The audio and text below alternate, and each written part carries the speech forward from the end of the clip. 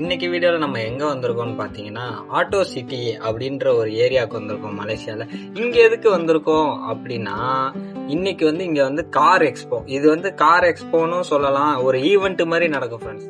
இதுல நிறைய type of event conduct பண்ணுவாங்க. அதுல மெயினா பாத்தீங்கன்னா மாடிஃபிகேஷனுக்கு முக்கியத்துவம் கொடுப்பாங்க. காரோட மாடிஃபிகேஷன், ஸ்டிக்கர் மாடிஃபிகேஷன், அது மாதிரி கார் பார்ட்ஸ் மாடிஃபிகேஷன். எந்த அளவுக்கு நம்ம காரை மாடிஃபை பண்ணிடுறோமோ அந்த அளவுக்கு நமக்கு பிரைஸ் கிடைக்கும். அது ஒரு ஈவெண்ட். அது மட்டும் இல்லாம கார்ல மியூசிக் சிஸ்டம், எந்த அளவுக்கு கார்ல மியூசிக் சிஸ்டம் சிறப்பா வச்சிருக்கோமோ அதுக்கும் ஒரு பிரைஸ் இருக்கு.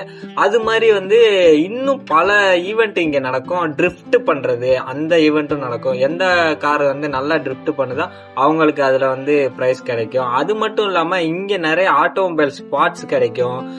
அதையும் தாண்டி ஒரு சிறப்பம்சம் என்னன்னு பாத்தீங்கன்னா, இங்க ஓல்டு கார்ஸ், அந்த விண்டேஜ் கார் சொல்லுவோம்ல, அந்த கார்ஸோட மாடிஃபிகேஷனும் நடக்கும். எந்த அளவுக்கு அந்த விண்டேஜ் காரை மெயின்டெனன்ஸ் பண்ணிருக்காங்க, எந்த அளவுக்கு பர்ஃபார்மன்ஸ் நல்லா இருக்கு அப்படின்ற பார்த்து அதுக்குமே பிரைஸ் கிடைக்கும். அது மட்டும் இல்லாம காரோட எக்ஸாஸ்ட், அந்த எக்ஸாஸ்ட் நோட்டுக்கும் பிரைஸ் இருக்கு. அது மட்டும் இல்லாம காரோட இன்டீரியர்ஸ்க்கு முக்கியத்துவமான ஒரு எக்ஸிபிஷன் சொல்லலாம்.